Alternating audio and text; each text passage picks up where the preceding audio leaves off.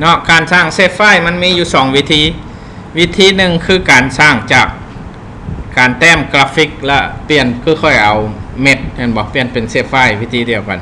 เอาใส่เครื่องมือแต้มโพลีกอนนี้แล้วจังค่อยเปลี่ยนเป็นเซฟไฟล์วิธีที่2คือเขาสร้างเซฟไฟล์แล้วก็แต้มเอาเลยเนาะคือว่าที่พาเฮ็ดวิธีที่1เนาะคือเขาใช้เครื่องมือแต้มนี่ซื่อๆเนาะแต้มเป็นกราฟิกเห็นบ่ใส่เข้าไปอยู่บน drawing นี้เนาะคันบ่มีไผมีก็เอาออกแล้วเอามาใหม่เนาะ drawing นี้แต้มเครื่องโพลีกอนเนาะเมื่อกี้นี้เฮาเคยใช้มาร์กเกอร์เห็นบ่แต้มจุดเนาะแต่นี่เฮาสิแต้มโพลีกอนแล้วก็คอยแต้มเนาะคันเฮาวางจุดนี่หลายเท่าใดเนาะเนื้อที่เฮาแห่งถูกต้องแต่ว่าเฮาจะบ่ได้ edit หลายว่าซั่นซะคันเฮาวางน้อยเฮาก็อาจจะได้แก้ไขหลายเนาะพื้นที่โครงการเนาะ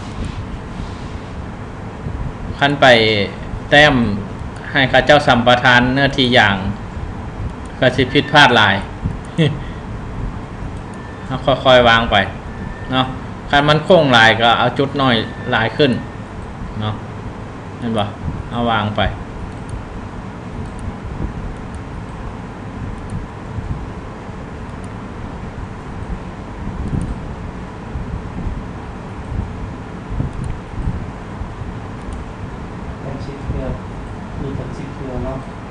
อันนี้บ่แล้วใช้อันเดียวเลยและอันนี้น่ะเนาะเพราะว่าเฮาปรับให้มันถึกกับขอบเลยเด้เนาะ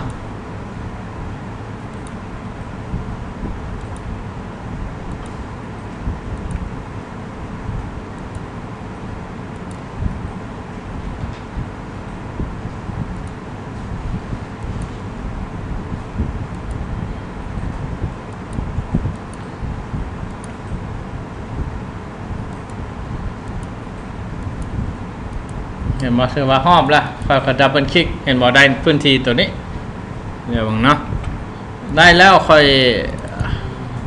อยสิแปลงมาเนาะค่อยบ่เอาค่อยอยากเอาสีอ้อมนอกนี่เป็นสีแดงเส้นใหญ่เนาะทาสีทางในค่อยบ่เอาเห็นบ่เนาะคันอยากเปลี่ยนออกว่าอันนี้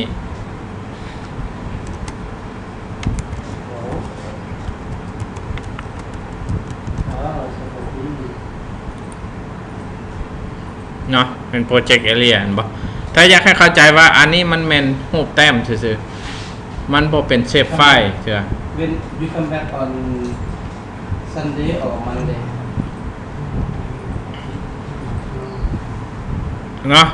หลังจากแต้มแล้ว No problem just redraw him but say no problem What time do you need บอกเราผู้เดียวกับผู้ศิริจันทร์บอกให้ไปหับมันแล้วว่าซั่นว่ามันญาติเราลงผู้ละคนเนาะคันเฮาแต้มกราฟิกแล้วเฮาก็เข้าไป convert graphic to feature same person that Mr. Siwashan mentioned Siam Kor เนาะ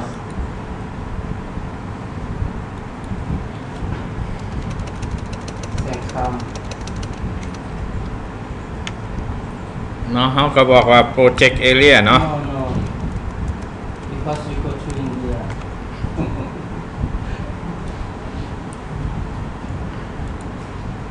เห็นปะหลังจากเขาเปลี่ยนแล้วถือว่าเขาได้เป็นเซฟไฟล์อยู่นี่เนาะเขาได้เป็นเซฟไฟล์เขาสามารถสมมุติว่าพื้นที่มันบ่อยากถือเขาสามารถแก้ได้อันนี้เนาะเขาเข้าไป editing ฮะ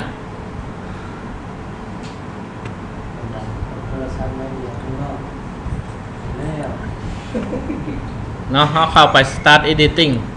เห็นปะ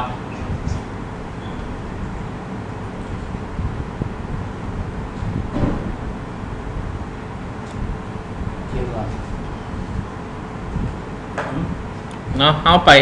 ไปแก้ edit นี่นะหมายความว่าเข้าไปเลือกพื้นที่โครงการเพื่อว่าเขาอยาก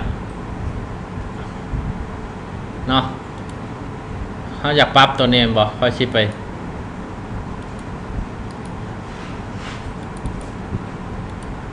เนาะค่อยสิไปเติมอันนี้จุดโค้งใส่เนาะมันบอกค่อยไปเติมจุดโค้งใส่นี่อันนี้บ่เป็นหยังค่อยสิพาเฮ็ดอีกเทื่อนึงอยู่เนาะ พาเฮ็ดอีกเทื่อนึง ยับจุดโค้งเขา เห็นบ่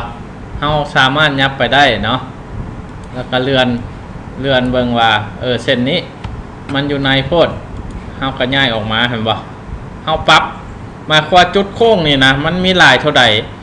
เส้นเฮามันแห้งไปตาม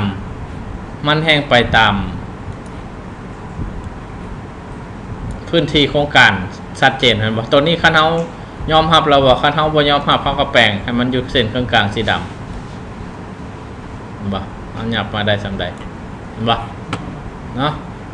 แล้วก็แก้ตัวนี้อย่างง่ายมาหยับมาครับเนาะถือว่าถ้าว่าเฮาแก้แล้วเห็นบ่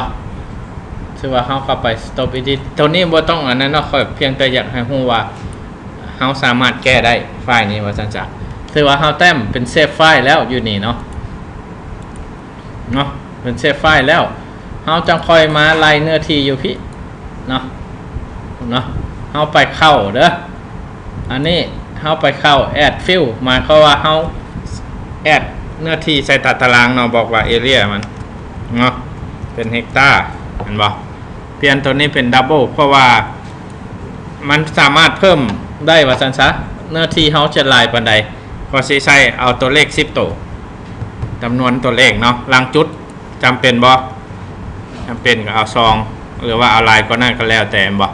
เอาแล้วเฮาไปไล่เนื้อที่เนาะ area เอามันอย่างคว่า unknown ซะนะมันบอกว่าของเฮานี่บ่ฮู้ว่า unknown protected บ่ฮู้ coordinate system มันเนาะเอาเข้าไปเบิ่งก็ได้เนาะ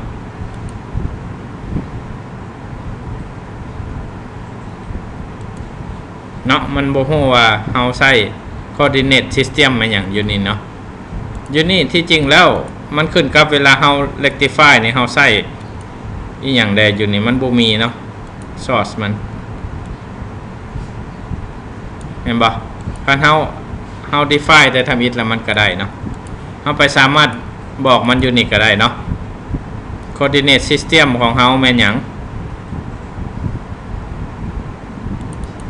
UTM คือกันนั่นแหละเฮาเว้าเมื่อวานนี้เนาะตัวนั้นเนาะ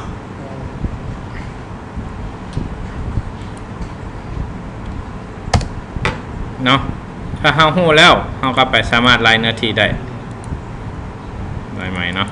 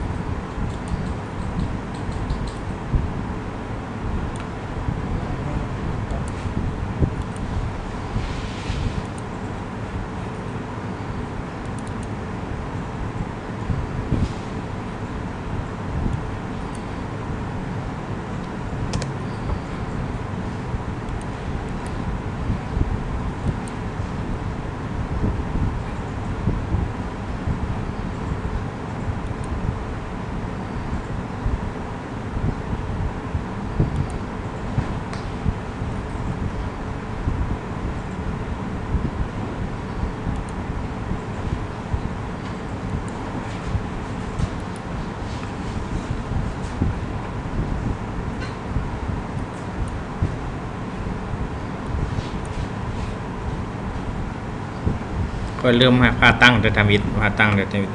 กันในกรณีนี้เขาต้องไปบอก projection มันอยู่พี่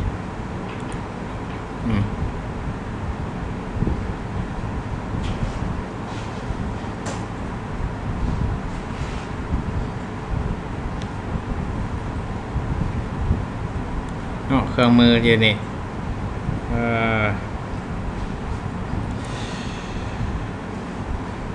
มันมี projection อยู่นี่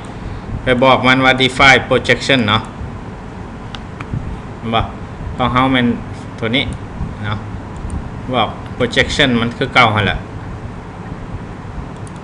UTM จะใส่แต่ตัวเดียวนี่เท่าไหร่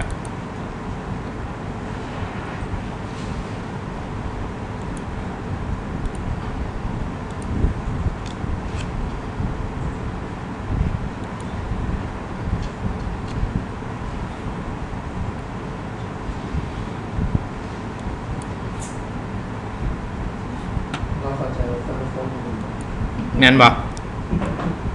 แล้วออกมาเดี๋ยวเราไปทำด้วยกันนะ เอา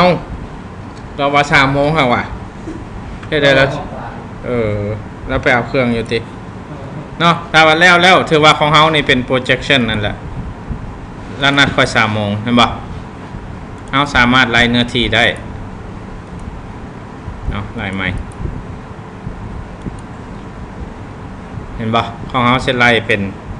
เฮกตาร์เนาะก็โอเคตัวนี้เฮกตาร์เนื้อที่เฮา เนาะ จากตัวเขาเปลี่ยนเลยมันก็เป็น position เลย ฮะ มันยังไม่ได้เป็น position มันไม่ได้มี DDM อยู่ ตัวใด ตัวเขาเปลี่ยนตัวคนเลือกมันเป็น FY เพราะว่าธรรมดาเขาต้องตั้ง Data Framework นี่เป็นก่อนเนาะแล้วจังค่อยไป